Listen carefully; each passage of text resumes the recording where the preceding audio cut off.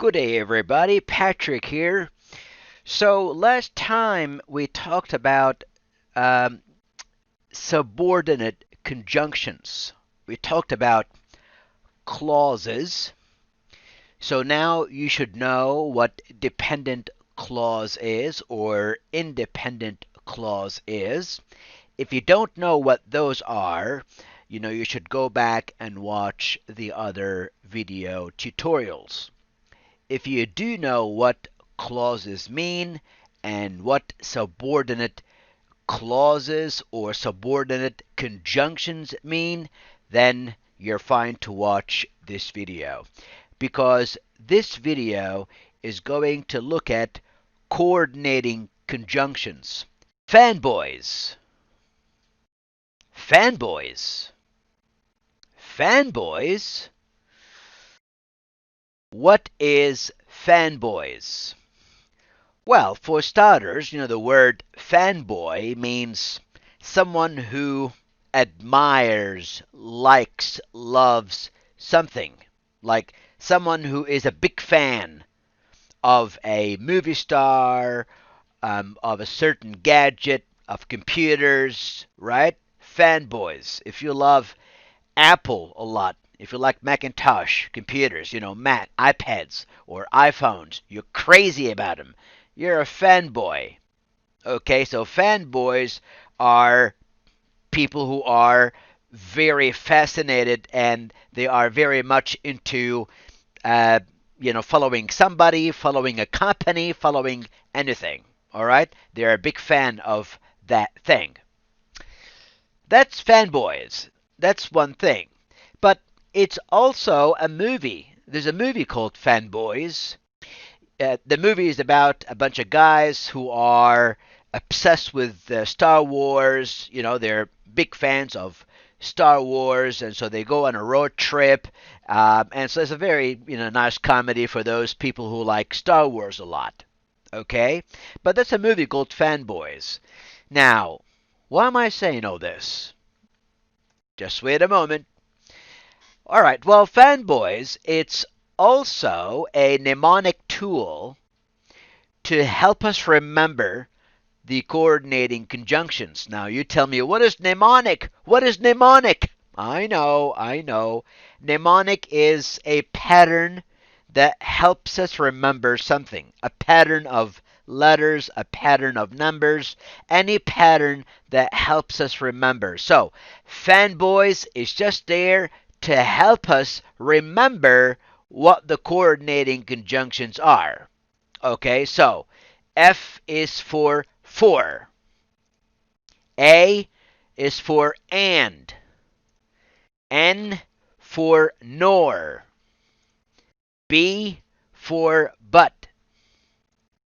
O for or. And Y for yet. And finally, S for so. So, fanboys, remember that word. Fanboys. If you remember fanboys, you remember the coordinating conjunctions. Okay? Then it gets easier for you to remember everything else. All right. Okay. So, I'd like you to test yourself. Take a moment and test yourself. Can you remember all the coordinating conjunctions? I'm just wondering if you can. If you can do it, then that's great. If you cannot, you need to try to remember it. Try to remember. Try to remember. And I know it's hard, but try to remember. Fanboys, come on. What does the F stand for? What does the F stand for? For. Right. What about the A? What does the A stand for? A for what? And. Right. What about the N? What does the N stand for? Nor. Okay. What about the B? What does the B stand for? But. What about O? O. Come on. What does it stand for? Or. What about the Y? What does the Y stand for? Yet. What about the S? What does the S stand for? It stands for so. So. All right? All right. So I hope you can remember them, because by remembering them, like I said, if you remember fanboys, you can remember all the coordinating conjunctions, so you can use them in your writing, whether you're writing an essay or a report or anything else. Okay? All right, great. If you guessed them, that's good. All right? Great. Now, I just want to tell you as well that so is not only a coordinating conjunctions. So is also a subordinate conjunction. So you should know what a subordinate conjunction is. Let me repeat what I said earlier. If you don't know what that is, you need to go back and watch the other video that I did just a while back. So I want you to know that we can use so for both reasons, okay, or as a coordinating conjunction, or as a subordinate conjunction. Let me show you how. So first, how do we use so as a subordinate conjunction? Here's an example. Grace is saving money so she can buy her own horse. I like that. Not her own car, her own horse. Grace is saving money so she can buy her own horse. Right.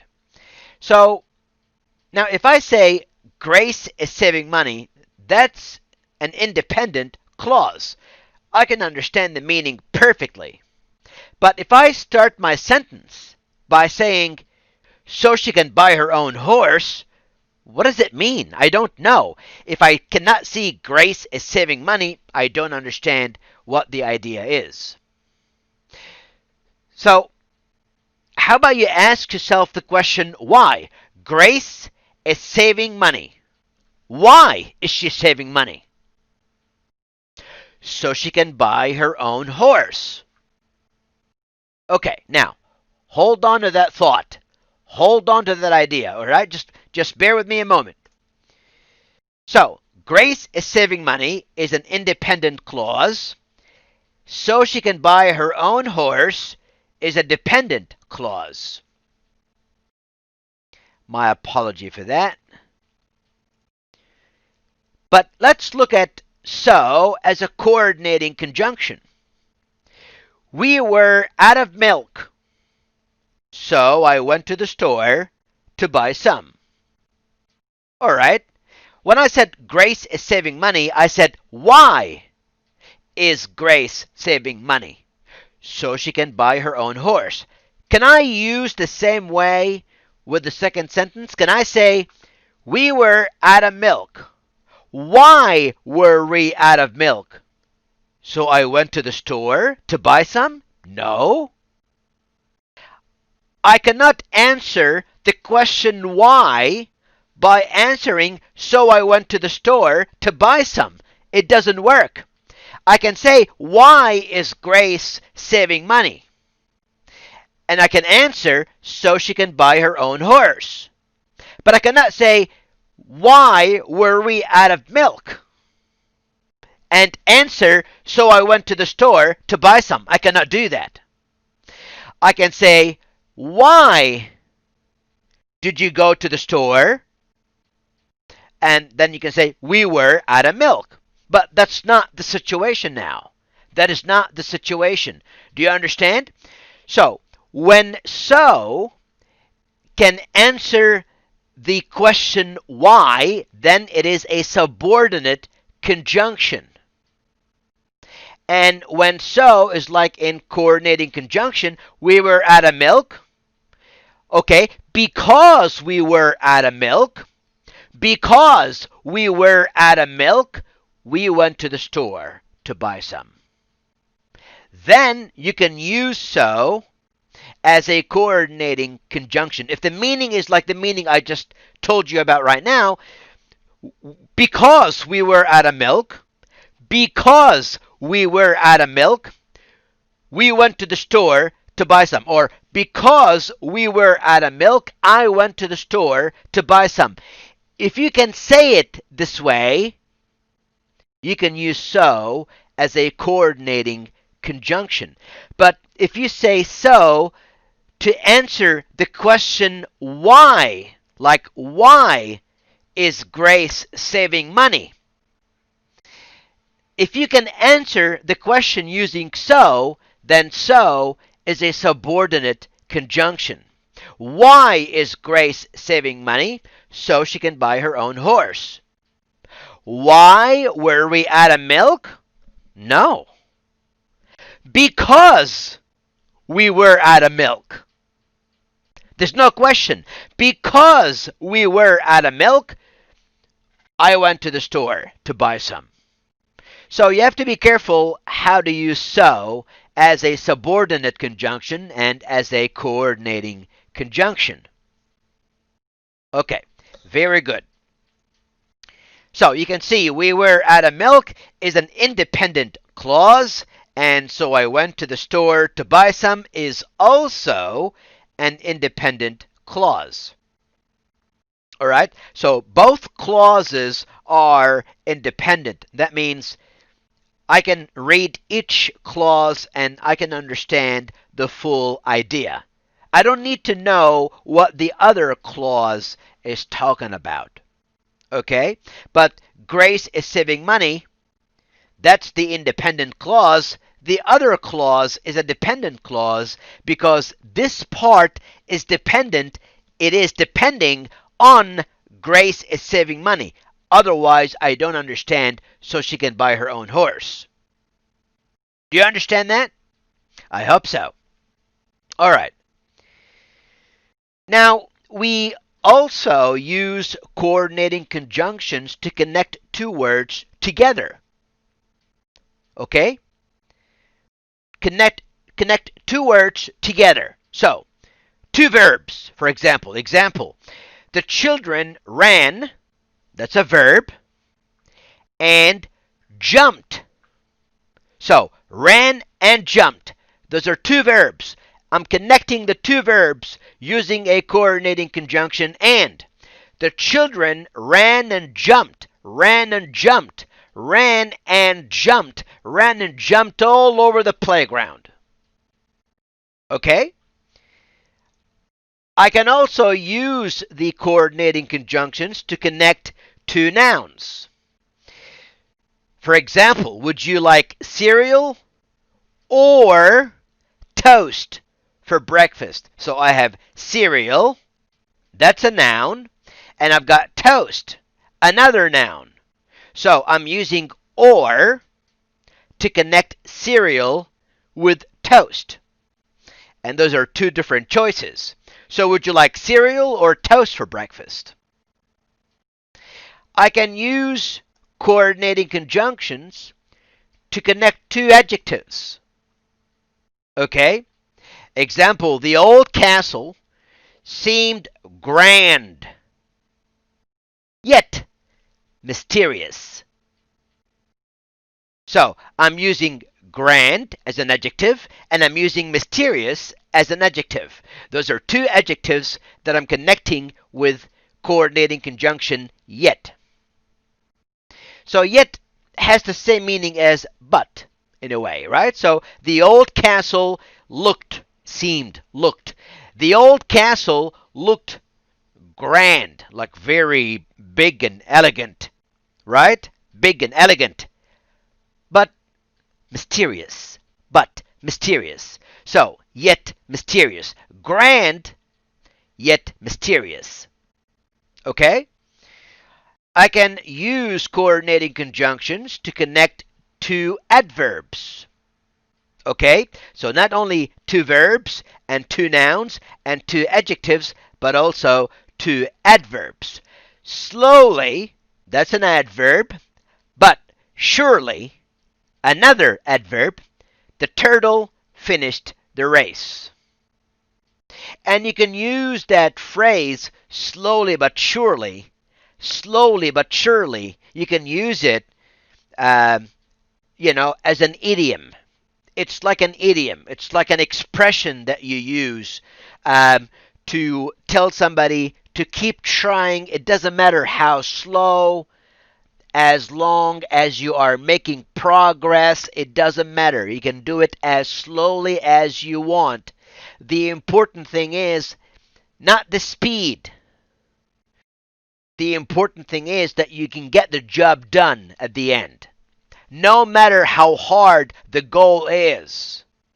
So if somebody asks you if you are improving in English, you can say slowly but surely. That means, of course, I am progressing, I am getting better, I am making improvement, I'm improving, but it's going slowly, and that's okay. So it's an expression that we use to say to somebody that I am getting better, but I'm getting better slowly. But it's happening. All right. Now, conjunctions that connect two phrases. Now, I gave you some examples of coordinating conjunctions that connect two words. Now we are looking at the conjunctions that connect two phrases. Coordinating conjunctions can join grammatically equal phrases. Now, what does that mean? What does that mean? Example, he seemed poorly groomed. Poorly groomed. Yet well-mannered. So, not very well dressed. Okay, look at his looks. Maybe hair not tidy. Clothes are not tidy. Poorly groomed, but yet well-mannered. Polite, nice, talks nice, behaves nice, well-mannered. So, poorly is an adverb. Groomed is an adjective. Well is an adverb. Mannered is an adjective. That's why those two phrases are equal grammatically. So you have an adverb, you have an adverb, you have an adjective, you have an adjective. So these two phrases are grammatically equal. They have the same structure. And now I can use a coordinating conjunction to connect them together. All right? Let me give you another example. By covering my past due bills with a brick, I can put them out of sight. I can put them out of sight and out of mind. Out of sight, out of mind. Out of sight, out of mind. So we got two phrases. We cannot say those are clauses because they're not clauses. There are no verbs. We call them phrases because they don't have a verb. But we call them prepositional phrase. Why are they prepositional phrase? Because they start with a preposition and they end with a noun. So out is a preposition and sight is a noun. Again, out of mind, out is a preposition and mind is a noun. So you can see that the two phrases are grammatically equal, okay, in that they have the same structure. You got prepositional phrase, right? So, by covering my past due bills with a brick, I can put them out of sight and out of mind. Okay, so I'm connecting the two phrases with and. Okay, do you understand? Does that make any sense? Okay, all right, very good. Now, let's look at the conjunctions that connect two independent clauses. Okay, we connect them with fanboys, and you should know what fanboys is or are, so we don't sound like robots. So if I don't use fanboys to connect two independent clauses, I'm going to sound like a robot. I'm going to sound like a robot. And I don't want to sound like a robot. Nobody wants to sound like a robot. That's the last thing you want. If you speak like a robot, people don't want to talk to you because you're boring, right? I'll give you an example. You say, I love candy bars. I know they are not good for me. My doctor has told me this. I don't want to listen. All right, that's horrible. All right, that's horrible. That's robotic. That's why we say robotic. It's robotic, and nobody likes to listen to robotic text or read robotic text because we're talking more about writing. We're not talking about speaking now. We're talking about writing. But that's also the same situation for speaking. Anyway, it doesn't matter. Whether you are writing or speaking, it doesn't matter. Same thing. So now I want to change this. Okay? I want to change this to a human language, not robotic language. Okay? Human language. So what do I do? What do I do? Okay? So that's what I have. I love candy bars. Okay? I love candy bars, yet I know they are not good for me. So, I love candy bars. That's an independent clause. I can understand the full thought. It's a full thought. It's a complete idea. And I can say, I know they are not good for me. I can understand that too. They are not dependent on each other.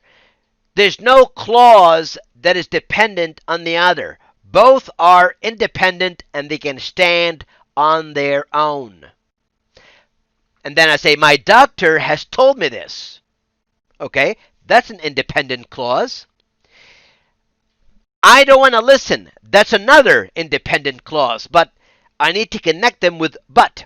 My doctor has told me this, but I don't want to listen. My doctor has told me this, but I don't want to listen. My doctor has told me this, but I don't want to listen. But I don't want to listen. So, okay, now, you need to remember when you have two independent clauses and you are using a coordinating conjunction, you have to use the comma right before the coordinating conjunction. That's where you use the comma. So, I love candy bars, comma, yet I know they're not good for me. My doctor has told me this, comma, but I don't want to listen. But I don't want to listen, okay? All right, that's very good. So, I hope you understand now how important fanboys are. So, what we did say was that fanboys means for, and, nor, but, or, yet, and so. Okay, those are fanboys. All right, so fanboys is an acronym. It's an acronym for all these coordinating conjunctions. If you remember fanboys, you remember for, and, nor, but, or, yet, or so. And we said that the coordinating conjunctions, they can connect two words together, two verbs, two nouns, two adjectives, two adverbs. We also saw that the conjunctions can connect two phrases, but they have to be grammatically equal. They have to be grammatically equal. And we saw that the coordinating conjunctions can connect two independent clauses with each other. And if we don't do that, if we don't connect them, link them with a coordinating conjunction, then we are going to sound like robots. And that is not good. We don't want to sound like robots. So use the coordinating conjunctions to link, to connect two independent clauses with each other. Got it? All right, so I cannot stress that enough. I cannot stress that enough. I cannot tell you how important it is. for you to practice writing and using the coordinating conjunctions and the subordinate conjunctions. Those are very, very important, okay? Your writing will never be good, and it's going to be hard for people to follow your line of thought. Do you understand that? The people reading your text will find it very hard to follow your line of thought if you don't use conjunctions, if you don't use subordinate conjunctions or coordinating conjunctions. So use them as much as possible, as logically as possible. Okay? If you have any questions, you can always email me or ask your teacher.